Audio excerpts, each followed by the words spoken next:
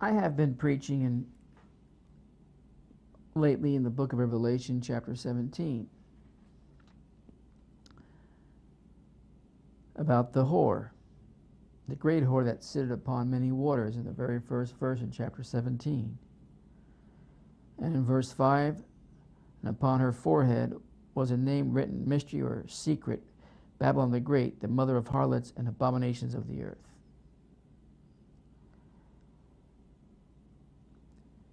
I just want you to know what I have spared you from. This is one of the books that are used at seminaries, and this is on the complete book of Revelation.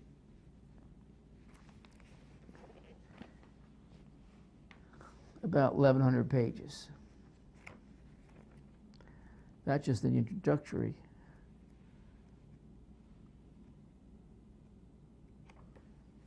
The way I'm preaching it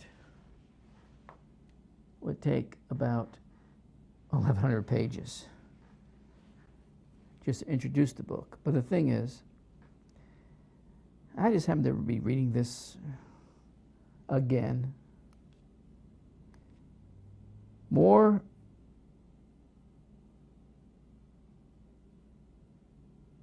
for my benefit than yours,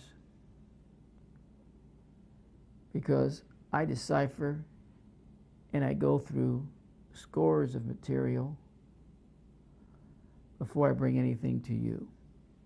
And I try to find ways of bringing it to you where it's understandable and definitely not like what I'm about ready to read to you that really doesn't add up to anything. It doesn't clear up any of the questions that you might have. Let's just take verse 3 in Revelation 17. So he carried me away in the spirit in the wilderness, and I saw a woman sit upon a scarlet-colored beast, full of names of blasphemy, having 7 heads and 10 horns. Let me just read you some things that this book has to say. The angel carried John into the desert in the spirit in order to transport him to another dimension where he could view the vision. That's the setup. That the seer is taken into the desert is an allusion to Isaiah 21, where a vision from God is revealed to the prophet Isaiah and is described, as coming from a desert.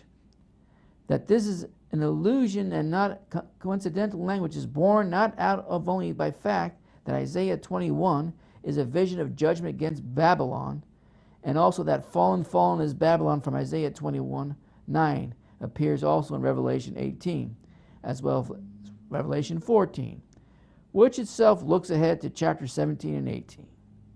In both Isaiah and Revelation, the desert is central to the vision, though in Isaiah the vision comes from the desert, while in Revelation the prophet is taken to the desert to see the vision. Beckwith, one of the many people that are quoted in this monstrosity of nothing, Beckwith argues that the reference to the desert is a commonplace of visionary literature, since solitary places were typical locations for seers to have visions. Moreover, elsewhere John places himself on earth, on sea, and on earth, in heaven, on the seashore, and on mountaintops when he received visions. There seems to be no great significance to the different locations except variety. When I finally place where this whore sits, which is in Saudi Arabia, it does make a difference. And it is of great significance. In every location, if it's an actual physical location that we find in the scriptures, it has a significance, especially when it comes to prophecy. If you can't figure out that much, you're lost. And it's obvious to me that they don't have a clue what they're talking about and unfortunately teaching in these seminaries. They just don't have a clue. Let me skip along. The whole vision of chapter 17 appears thus in the spiritual dimension of a desert, a spiritual dimension of the desert. There a harlot sits on a scarlet beast having 7 heads and 10 horns. The Apocalypse only other uses of a desert are in chapter 12, verses 16 and verses 6 and 14, where a red dragon having 7 heads and 10 horns. Now there's significance to that too, why it's also mentioned there. But they don't get that either. Part of Babylon's judgment in chapter 18 is that she becomes a desert-like place where only demonic spirits dwell, introduced by Isaiah 21:9, illusion.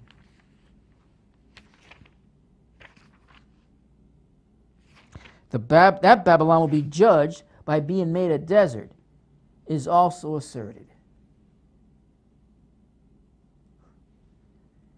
The harlot in chapter 17 represents the apostate world community which deceives earth dwellers and persecutes the saints. That many waters in verse 1 is directly associated with the desert in verse 3. Seems geographically contradictory, but this is symbolic geography. Already in chapter 12, verse 15-16, overflowing river has appeared in the desert. There and here persecutors of the church are associated with water because water is metaphorical for evil and for a dwelling place of evil. Yes and no, by the way.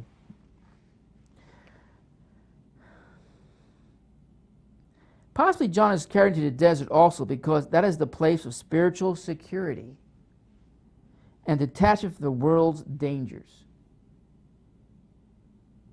Once again, they don't have a clue of the significance and the importance of the location where John, in his vision or dream, was transported. And remember, not just the book of Daniel, the book of Revelation is figurative. That means you have to really search the scriptures and look at the events of the time that you are in to see, in our case, to put 2 and 2 together, just like enough time went by to see that the timelines that Daniel gave finally came and arrived, and now we're past it, back in 1940s and the 1960s, and even today, to tell you the truth. It has a significance. And if you don't see it, you don't get it. They don't see it. They don't get it. And they just keep peddling this nonsense. Possibly John is carried to the desert also because that is the place of spiritual security and detachment from the world's dangers.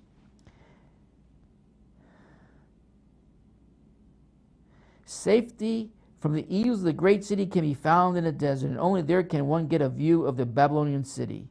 What Babylonian city? It's not talking about a Babylonian city, what they're referring to, somewhere in Iraq. That's not what John saw. So that deception by her can be avoided. Only in the desert could John perceive the true spiritual colors of the whore and the beast, since there one lives in solidarity with the Masonic community and evaluates all things from perspective of that community. I guess if we want the security of spiritual security, if we want perspective, if we want solidarity, where we can evaluate all things proper, we should all become monks tomorrow. Better yet, tonight. let's just turn in everything that we do, everything that we have, and go find some monastery somewhere and become monks. Better yet, let's just start our own. Don't you want to get closer to God? Don't you want to be spiritually tuned in? So you could also repeat this mumbo jumbo to others?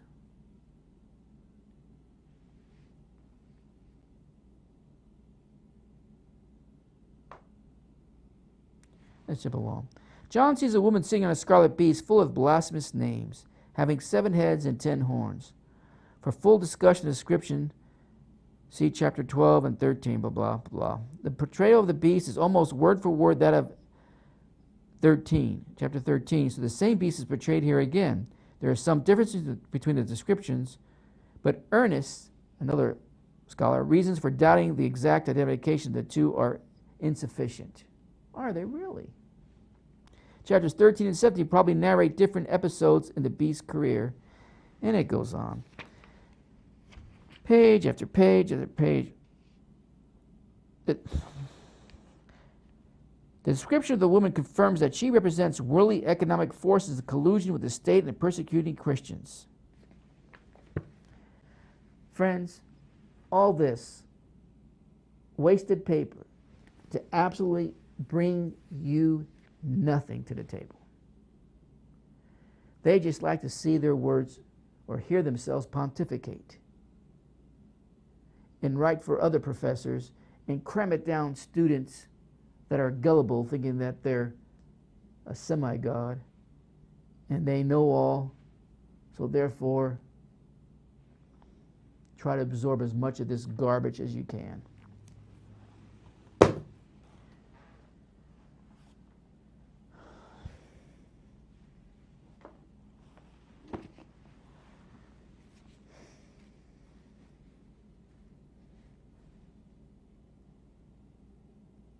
This scarlet beast, what a mystery. Now, I'm going to assume that you have listened or read the earlier messages or read the earlier volumes in the Last Day series as I proceed further. Taking a look at the scarlet beast.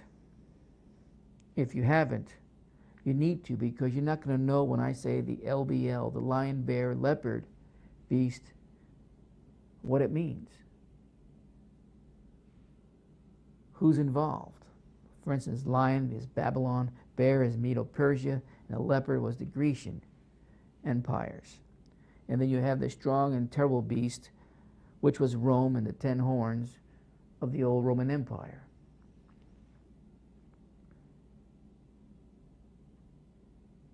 If you're geographically, even though it doesn't fit in quite that way, because it does expand beyond that, if you know the Babylonian Empire, what it covered, the Leopard Empire, what it covered, and what the Bear Empire, what geographical coverage it also was able to control and conquer. But just to give you let's just give you a quick example of one of the areas. The lion geographically covered was present-day Iraq. The bear, present-day Iran. The leopard, Syria, and also into Turkey and all that. Like I said, this is just general central locations, but those empires expand beyond those locations. And like I said, Daniel and Revelation is a figurative work. They are organized that way. Both books are structured with repetitive prophecies. And that's key to understanding, because you read a lot of this mumbo-jumbo Christian science fiction stuff on eschatology concerning these two books. They'd like to, in some cases, treat these as individuals' prophecies and don't realize there's repetitive prophecy, especially in the book of Revelation.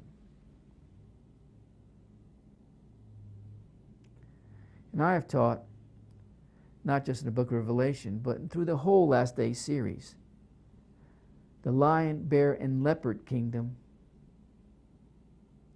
is the kingdom of the seventh and eighth beast in prophecy.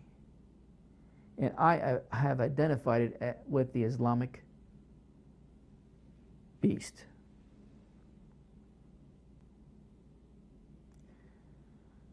The Islamic beast, the LBL beast, trespassed on the Holy Land for 1,278 years. I've covered all these timelines. Well, in addition to that, the Scarlet Beast informs us in this chapter about the various empires that also ruled in the Holy Land, going back all the way to the time of David.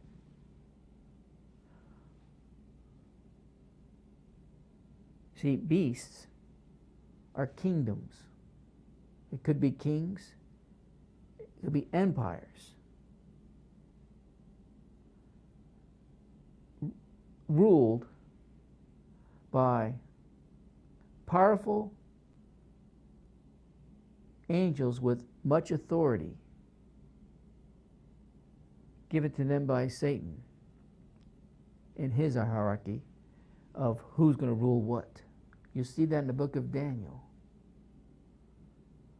When an angel was trying to get a message to Daniel, he had to fight those angelic beasts, spiritual angelic beasts in the unseen world to get that message to Daniel. And when he got done giving the message to Daniel, him and Michael will go, because that angel by itself didn't have enough force and power to defeat that angel that he was resisting, the evil angel that more than likely was empowering the earthly figures and characters and kingdoms of the beast that was in Daniel's day.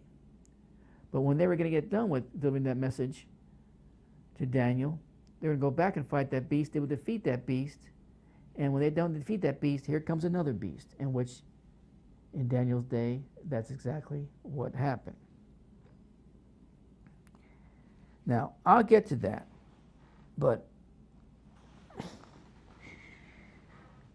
many have, and I've said this, identified this great whore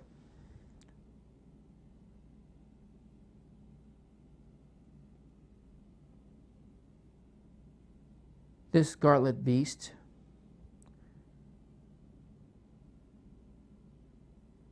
the mystery Babylon, the mother of harlots and abomination of the earth, with Rome,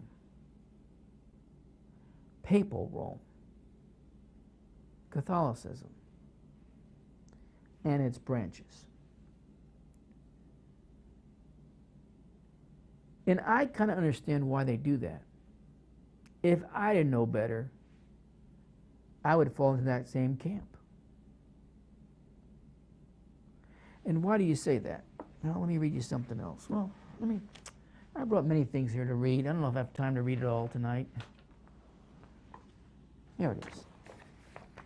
Here is the popular. Before I get into Scarlet Beast, I want you to know both sides. The side I'm going to present about the Scarlet Beast and what it really is, and the most popular side that's peddled out there in the Christian Science Fiction world of eschatology, who and what they believe it is. This is interesting because this kind of sums it up, and I'll read it to you. We saw that a woman represented Old Testament and Israel and the Church of God. In Revelation 17, an immoral woman is depicted. Harlotry symbolizes spiritual infidelity. Revelation 17, well, let me just skip along because I don't think you really want to know all these details. Mystery Babylon the Great. In verse 5, we see the woman's name, Mystery Babylon the Great, the mother of harlots and the abominations of the earth. Although the letters of this passage was not capitalized in original Greek manuscripts, and that's correct, a number of translators have done so here to indicate that this was a title or inscription. The reference to Babylon indicates that just as Babylon, the first of four world ruling empires foretold by God in the book of Daniel, had spread and enforced its false, idolatrous form of worship, so would this woman. As the mother of harlots, she would also have daughters that would teach similar abominable doctrines, teachings that would be in opposition to what Jesus and his disciples taught. Additionally, we are told that this woman is responsible for the deaths of the faithful martyrs of Jesus in Revelation 17, and that this woman is that great city which reigns over the kings of the earth. In viewing history, since the time of Christ, the Roman Catholic Church, located in Rome, in the independent territory of the Vatican, has indeed ruled over kings of the earth in the past. Though Christian in name, this institution has also persecuted God's faithful people throughout the ages and changed fundamental doctrines taught by Christ and the first century apostles. The woman and the beast, one of the most intriguing descriptions of the woman of Revelation 17, is found in verse 3. And I saw a woman sitting on a scarlet beast, which was full of names of blasphemy, having 7 heads and 10 horns. And who and what is this strange beast?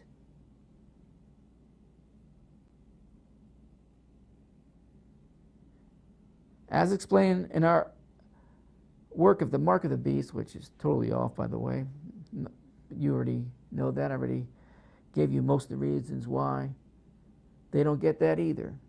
And there's a volume dedicated to the mark of the beast, the written format series. The mark of the beast in the book of Revelations, is a continuation of the fourth great historical empire, the Roman Empire, prophesied in Daniel 7. This kingdom was prophesied to receive a deadly wound before rising again prior to the end of this age. Of course, they based that on Revelation 13. Although the human leader of this empire is also called the beast in Revelation 19, here in Revelation 17, this seems to refer to the empire. It appears that the woman sitting on the beast controls or rules the beast, as the rider on a horse controls or directs it. In his commentary, Adam Clarke further explains this is a representation of the Latin Roman Church in her highest state of anti-Christian prosperity, for she sits upon the scarlet-colored beast, a striking emblem of her complete domination of the secular Latin Roman Empire. The Holy Roman Empire was thus the name of the empire centered in Europe and controlled by the Roman Catholic Church. As for the 7 heads of the beast, these are 7 mountains on which the woman sits. There are also 7 kings. 5 have fallen, one is, and the other is yet not to come. And when he comes, he must continue a short time. And concerning the 10 horns, Revelation 17 explains the 10 horns which you saw are 10 kings who have received no kingdom as yet, but they receive authority for 1 hour as kings with the beast. These are of one mind, and they will give their power and authority to the beast. Putting this information together, it seems that the Scarlet Woman, the Roman Catholic Church, was prophesied to ride or control successive continuations of the Roman Empire, the last of which will rise at the end of this age. This last revival of the Roman Empire will be a combination of 10 kings that will come together to form a final, short-lived resurgence of this historic Fourth Empire of Daniel 7. That's enough of that. In other words, this is the most popular opinion of how to interpret these verses in these chapters. It all falls back to Roman Holy Empire that has ruled and controls these kings and these empires and nations and horns throughout the centuries through its religious authority that was given to them first and foremost by unseen forces behind the scenes, and then obviously earthly kingdoms. Now, that's the most popular belief out there. And I understand exactly why they believe that. My early years, that's exactly what I believed also. Not knowing any better, that's what I believed. And I know why They believe that. If there's any religion that looks closely associated to the ancient Babylonian religions of early Mesopotamia after the flood religions, it would be Catholicism, Roman Catholicism. And not just Roman Catholicism, it spreads to Greek Orthodox belief systems and so forth. But anyway, so I understand it. And many of you are asking, well, why is that so? Why do they believe, that ones that preach that this scarlet beast and this whore, or whatever their opinion is, that centers around these chapters in Book of Revelation, centers around present day Roman Catholicism, is because they have taken a look, for the most part,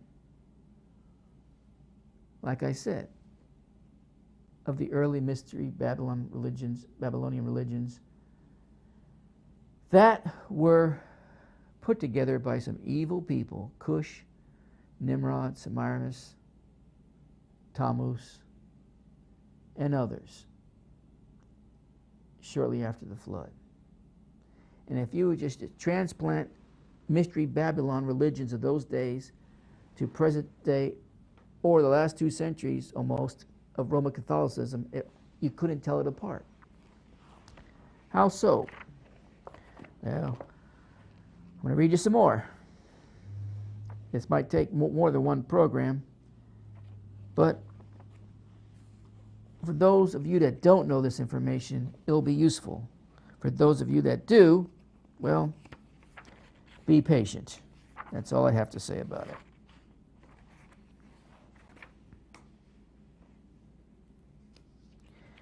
What I'm going to read to you, I necessarily don't agree, and I'll stop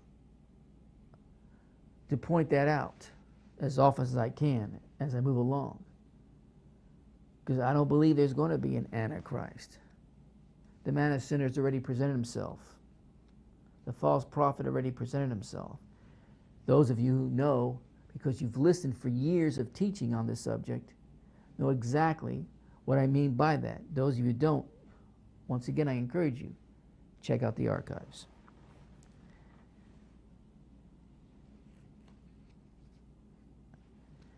The similarity between Antichrist and the Papal system, and like I said about the Antichrist just now, I don't agree with this, throughout these centuries have taken on the moral fiber and vocation of the coming man of sin. It is obvious that Roman Catholicism has spiritually set herself up as the forerunner of that one yet to come. Rome has always stayed true to her statement of belief, her symbols of faith and worship, and her council. Within the doctrines of Romanism, the priest stands between the sinner and God, the confessional between him and the throne of grace, penance between him and godly sorrow, the Mass between him and Christ, and purgatory between him and heaven. These priests have walked into the churches and introduced the world to Baal worship, which is nothing less than serpent worship. Through self-righteousness and shameless deceit, the Catholic Church continues to cling to their pagan doctrines, ceremonies, and superstitions as they preach a false gospel to the world. This false gospel has given mankind a religion that is filled with superstitious rites and adoration for idols and relics, all in the name of Jehovah. These Babylonian imps of Catholicism have stolen the spiritual birthright of Yeshua Messiah out of the hearts of spiritual children as they become cloaked in paganism, while appearing to be in the robes of righteousness. These popes, priests of the past and the present, have estranged themselves from the laws of God and has disregarded God's authority as they have clung zealously to the old Babylonian practices. In their worship of Osiris, Baal, and Nimrod, they have become Baal worshippers through their rituals and the ablations of these rituals. In the Encyclopedia of Freemasonry, under the heading Egyptian Mysteries, One can read, Egypt has always been considered as the birthplace of mysteries. It was there that the ceremonies of initiation were first established. It was there that truth, first veiled in allegory, and the dogma of religion was first imparted under symbolic forms.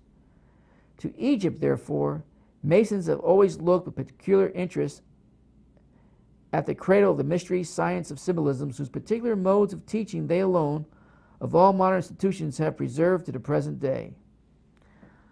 Under the heading of Nimrod in Haley's Bible Handbook, Babylon was long known as the land of Nimrod. He was afterward deified, his name being identical with Merodach. Under the heading of Merodach in Tyndale's New Bible Dictionary can be read, Merodach, the Hebrew form of the Babylonian divine name Marduk. Marduk was the primary deity of Babylon and was later called by the epithet Baal, B-E-L, or B-A apostrophe A-L, Baal or Baal, so that this defeat was synonymous with that of his people and was that of the early Canaanite Baal. In symbol terms, Marduk was the god of magicians and magic art. One of the earliest references to Babylon is related to the story of the Tower of Babel. The word originates with Bab, meaning gate, and El, meaning God. Literally, Babel means the gateway to God, or a heaven's gate. The Sumerian renders the name Ka-Dinger, gate of gods, which the Akkadians translated as Bab-Ulu, B-A-B-I-L-U. Nimrod is mentioned in the Bible in 1 Chronicles chapter 1 verse 10 and in Micah 5:6, chapter 5 verse 6. And in these chapters one reads about the lands of Nimrod and Babylon. In Genesis 10:9, the words mighty hunter before the Lord is talking about Nimrod. The word mighty in Hebrew means warrior or tyrant. A tyrant is one who exercises power in a harsh, cruel manner. Nimrod is also known in history as a hunter of men. The latter part of the phrase, before the Lord, in that verse, stems from the Hebrew word panaim, P-A-N-I-Y-M, meaning the face, as the part that turns. This tells us that Nimrod was a tyrant who turned his face from Yahweh. Thus the Hebrew people referred to him as the rebel or rebellious one, that wicked or lawless one of Daniel 11:36. Now, like I said, just because I read it, and so that when they start using scripture to identify individuals for future context doesn't mean I agree with it. According to the cult history and the Jewish historian Flavius Josephus, Nimrod was the man who was responsible for the building of the Tower of Babel. This is the first recorded attempt of man trying to establish one world government and a universal religion in opposition to God. Not only was the Tower of Babel built by Nimrod, but history also tells us that the city of Babylon is believed to have originally built by Nimrod. Genesis 10:10 tells us that Babylon was in the land of Shinar. This is the region historically referred to as Shinar and is in the same vicinity as the city of Nineveh. So any history student will immediately recognize it as the capital of the Syrian Empire. Nimrod built Babylon. Nimrod's uncle built Nineveh. Genesis 10:11. Both of these men were related to Noah, who was Nimrod's grandfather. Historically, after the great flood, the first few generations after Noah, the people all still spoke of one language. The Genesis record tells how the people decided to build a great city and a tower whose top may reach unto heaven. Shinar is the name of the land in which were located at the cities of Babylon, Iraq, Akkad, and the root Balal, and has reference to the confusion of language and this lofty Tower of Babel. The Shinar's philosophical roots gave them great knowledge of the craft. They were neither ignorant nor inhibited. Archaeological records have unmistakably established that the ancients were very advanced, and this Tower of Babel, frequently called a ziggurat, was designed as an observatory for the study of astronomy and astrology. The ziggurat was a structure that was built to support the stairway, which was believed to be used by the gods to travel from one dimension to another. It was solely for the convenience of the gods and was maintained in order to provide them with amenities that would refresh them along the way, of food and a place to lie and rest. The towers of Ur in Iraq contain only 2 or 3 stories, but that of Bur's Nimrod number 7, not counting the high platform on which the building was erected. Each story was painted in its own particular color according to the planet to which it was dedicated.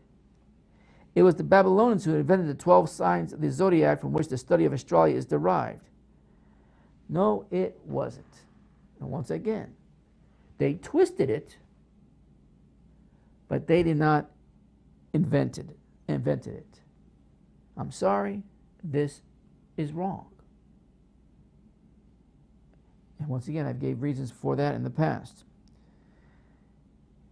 They took the 12 signs of the Zodiac and they applied their own astrology methods, mostly used to convince people of certain future predictions, their own set of prophecies,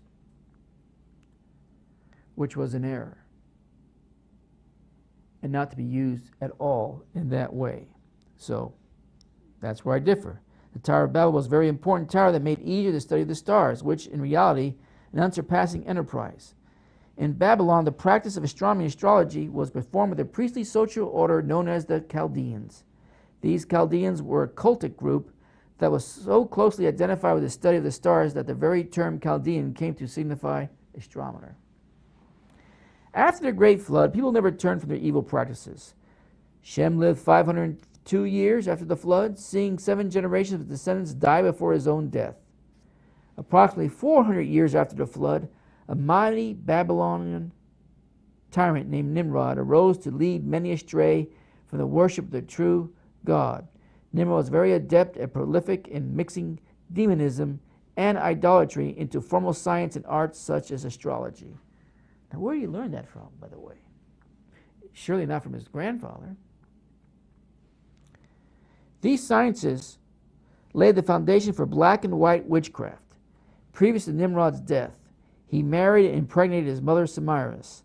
After so much of Nimrod's evil and carnage, finally Shem had endured enough, and he moved against Nimrod and killed him.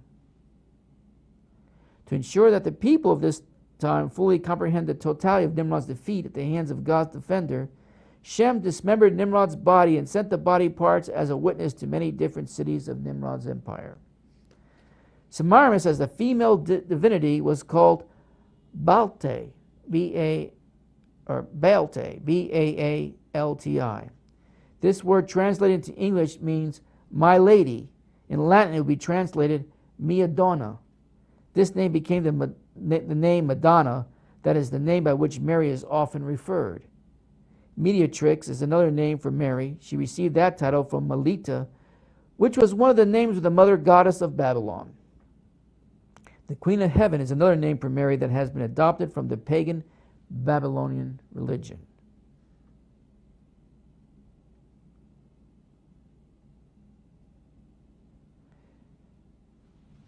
David Icke, in his book, Children of the Matrix, tells his readers the great cathedrals are located on ancient pagan ritual sites.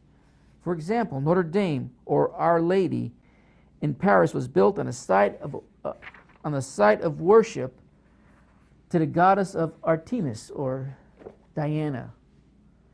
The reptilian bloodlines, the Merovingians, worshipped this goddess on that same location, and Notre Dame is covered in reptilian gargoyles. The great cathedrals at Chartres, not far from Paris, was built by the Knights Templar on a second pagan ritual site. It was important that Druids came from all over Europe to attend the ceremonies. Chartres Cathedral, like Notre Dame or Dame, was a center for worship of the Black Madonna, or El, the Dragon Queen. Until the late 18th century, pilgrims to Chartres participated in Christian ritual that paid homage to El, or the Black Madonna. After praying and taking Mass in the cathedral, they would descend through a northern passageway to an ancient subterranean crypt under the church. Here they would pay their respects to Notre Dame de Sous Terre, or Our Lady of the Underworld, a black ebony statue of a seated woman holding a child on her knee. The child was invariably placed on the left knee because Satanism calls itself the left-handed path. On the Black Madonna's head at Chartres was, as always, a crown, and on the pedestal is a Roman inscription saying, "The Virgin who will give birth." The crown is a symbol of the reptilian bloodline and is used to signify high rank in Satanism. The Black Madonna was called the Queen of Heaven. All these mother virgins were symbolized as a dove. The symbolism of British royalty with its crowns, doves, and lions, etc., is all symbolic of the serpent cult in power today. Yes and no with some of those symbols, by the way. Don't have time to go into that. Let's continue reading. He continues to tell his readers that when the Knights Templar were formed as a front for the serpent cult, they adopted as their official patroness the Mother of God, or Queen of Heaven, the traditional name for El Semiramis. Remember her back in ancient Babylon? This goddess appeared widely on the banners, and when they fought in her honor, they would scream her name as a battle cry. They were fighting for El in the name of Mary and the boulder under the name of Jesus. Semiramis, who was born both Nimrod's wife and mother, was a goddess that was worshipped as the mother of God and a fertility goddess. For in the foreseeable future, she had to be extremely fertile to give birth to the entire pagan incarnated gods that represented Nimrod. Semiramis was originally included in the pagan Babylonian Trinity as the Holy Spirit, or seed of the divine Son in his mother's womb. However, over time, Father Nimrod was nearly unnoticed in worship, only as the God incarnate Son in his mother's arms. In this situation, Father Nimrod became barely visible and he was no longer worshipped, while the mother with the God incarnate Son in her arms became all the embracing object or worship. When you walk into a Catholic church, it only takes a moment for your eyes to search out this Babylonian idol of goddess Mother Semiramis with her son in her arms. The Egyptian mother and child were worshipped as Isis, with the infant Osiris or Horus seated on the mother's lap. Consequently, all through the earth, men began to worship a divine mother and child God long before the birth of Christ. Queen Semiramis was called by numerous names, but she is always the same person. She was called Cybele, Cybele, and Deus in Asia, Deoius. Virgin Hertha, Herta, in Germany, or Fortua, Fortua, and Jupiter, or the boy in Rome, Ceres, Ceres, in Greece. In China, she was referred to as Qin Xing Mu, Chins, second word Shing, third word Moo. Now, the reason I'm spelling it out because transcribes in the future will save them some time. In India, the mother and child were called Devaki and Krishna, Devaki and Krishna, Krishna, and also Isi, Isi, and Iswara, Iswara. Even Israel, when it fell in apostasy, worshipped Astaroth, who was known to the Jews as the Queen of Heaven. Jeremiah 44, verse 17 through 19. Now, she had other names too, and we covered some of those names already in the previous teachings. Nimrod and Semiramis were worshipped throughout the world by each of the specific titles, and they created the original harlot religion that spawned all the false doctrines.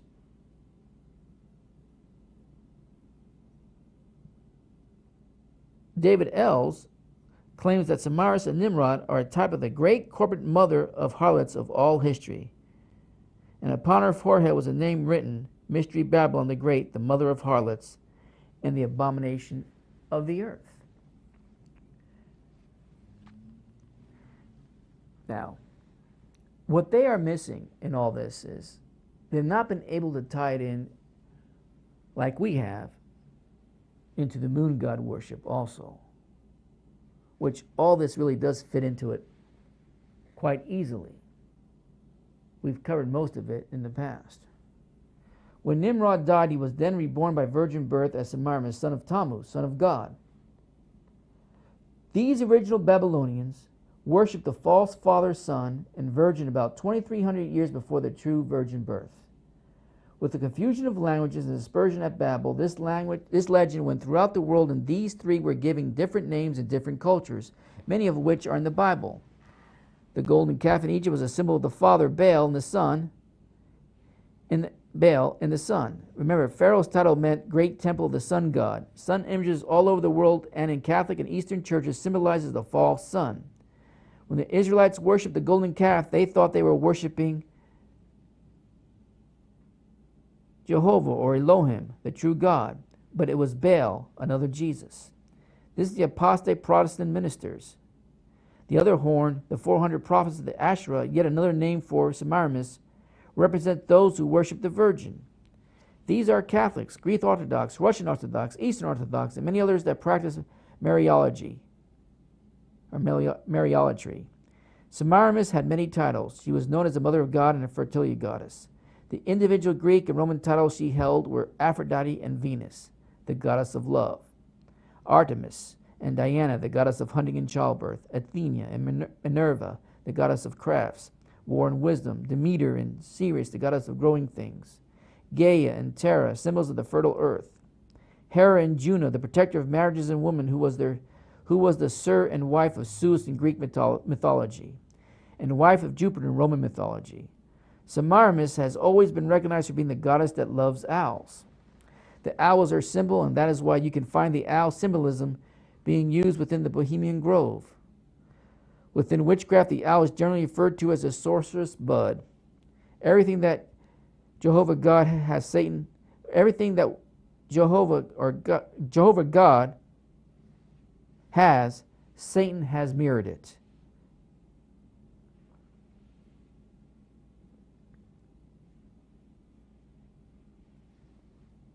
Within every secret society such as Masonry, Illuminati, Skull and Bones, Asherah, is identified by such names as Columbia. In Great Britain, she is referred to as Britannia. Thus, Asherah referred to a pagan goddess, also known as Astarte to the Canaanites and Ishtar to the Syrians and Babylonians. Ishtar is also Isis, which stands for Cyrus.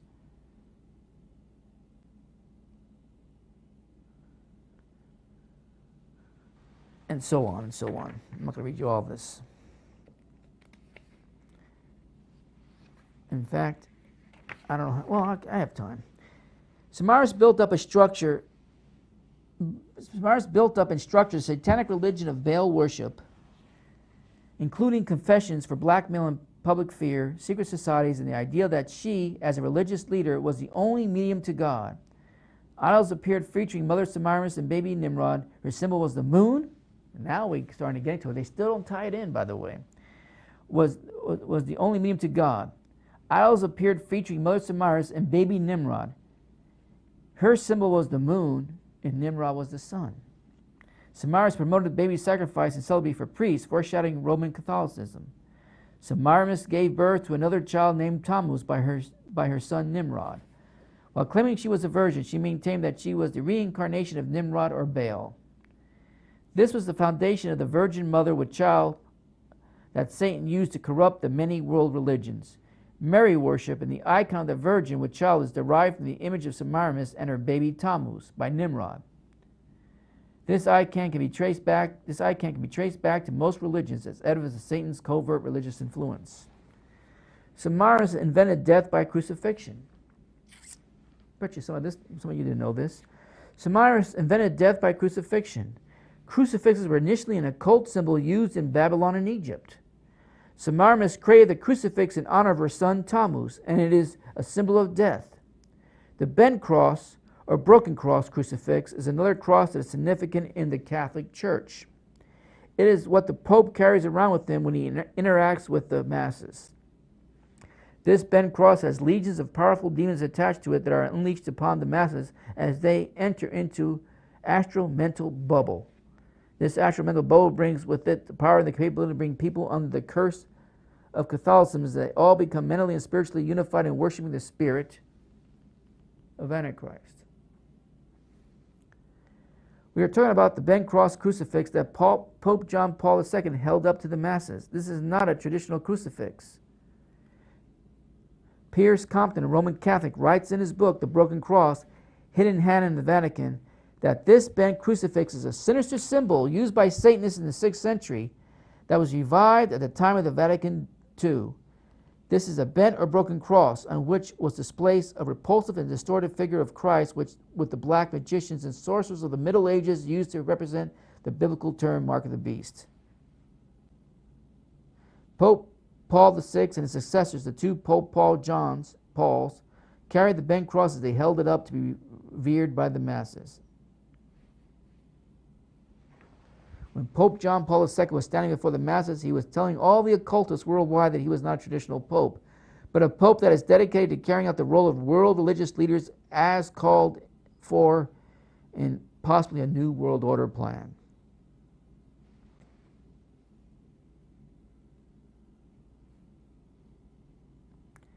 And it goes into other things about the bent cross, which I don't have time to share with you now.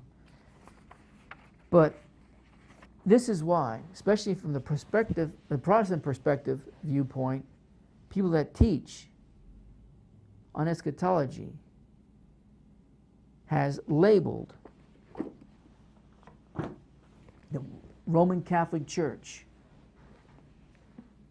as the mystery Babylon, the Great, the mother of harlots. Because, like I said, if you could transplant the Roman Catholic Church back to the time of Semiramis after the flood, and all the practices that she set up with Nimrod, I believe going even further back than that, not much further back, but instigated by the father of chaos himself, and that was Cush, Nimrod's father. That trio itself was controlled by probably additional fallen angels after the flood. Yes, they learned a lot about things such as astronomy and astrology and other things, and use it for evil purposes. Where do they get this information from?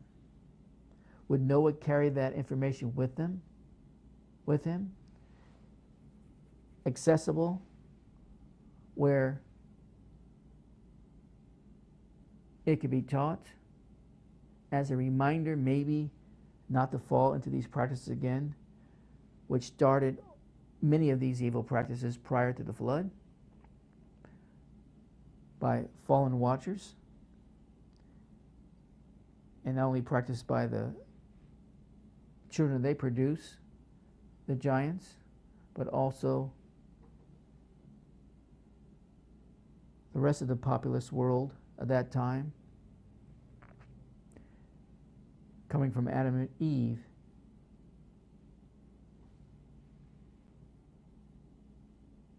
lineage.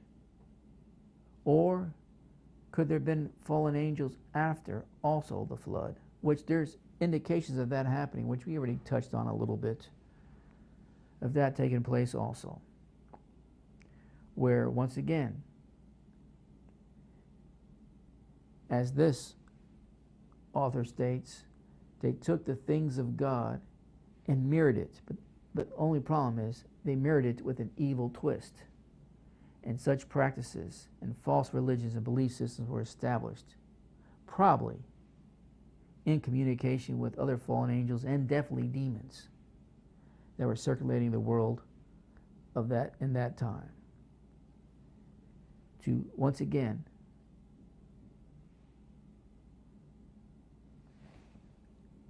provide a pathway for man to go off track and follow his own ways and forget and follow the one and true God. Now, that's why many of these Protestant teachers that teach on eschatology have made the statement concerning this verse, especially in verse 5 in Revelation chapter 17. And they're convinced it could be no other than what we have today that controls the minds of a large populace around the world and what type of religious belief system they're going to believe in and follow, and that is Roman Catholicism. They're convinced. Now, they refuse to look at the avenue, including this author, and take it down a path and follow all the moon god worship and the sun god worship stemming from Cush, Nimrod, and Semiramis and what they established, and even after the Tower of Babel, when man was spread across this world and their language was confused. Still, to a certain degree, kept practicing a moon god and a sun god belief system. Now, I have said, and I'll prove it out, verse 5, in fact, this whole chapter, the beginning part of this chapter, is not referring to the Roman Catholicism viewpoint. It's not referring to the Roman Catholic Church. Yes, I believe Satan's using that in this day, and especially the last few hundred years, when all these Christian science fiction theories were being put together and preached as the truth, to once again misguide and mislead and completely miss, period, who this is referring to. And it's not Roman Catholicism. It's the seventh and eighth beast and the players that are involved. That's part of the Islamic beast, the leopard, bear, the lion, bear, and leopard kingdom. The seventh and the eighth beast that we have looked at already in the previous teachings, but we'll get back to it as we pursue and look into this scarlet beast and identify it. Not only who, but where. Now, I just wanted to try to make some connection with you, because I understand why some of you that's still convinced that it's Roman Catholicism is referred to in this chapter, because you have a lot to go on. I gotta admit, you have a lot to go on. The similarities are very similar. Like I said, you could transplant Roman Catholicism into Nimrod's day and you couldn't hardly tell the difference, or vice versa. But that doesn't make it the correct interpretation. And we already covered some of the reasons why. Because the great whore that sit upon many of the waters, and also some other verses that we already looked at, both not in Revelation 17, but in Isaiah chapter 21. Now, who is the scarlet beast, full of names of blasphemy, having 7 heads and 10 horns? A woman arrayed in purple and scarlet color and decked out with gold and precious stones and pearls, having a golden cup in her hand full of abominations of filthiness of her fornication. Everything that I've based on this last day series, it has to lead back to the moon god worship and the people that follow it. That has to lead back to Islam and what has been an abomination of filthiness for the last almost 1400 years. Now, The reason I read that to you tonight, some of the viewpoints of why they believe it's Roman Catholicism because the similarities. I'm telling you it's not. It's the first time you've listened. I recommend you listen to previous messages on this subject. You can find the Last Day series archives. The video is not in written format yet. There's about half a dozen messages. From this point on, we will take a look in detail at the Scarlet Beast and what it is, who it is. You got it? No. I might have put some of you asleep because a lot of this stuff is not necessarily that interesting to many of you because you just want to get to the juicy part of who it is and where it's located. Well, come back. I'll continue this the next time we are gathering, God willing. Play a song. I want to hear from you.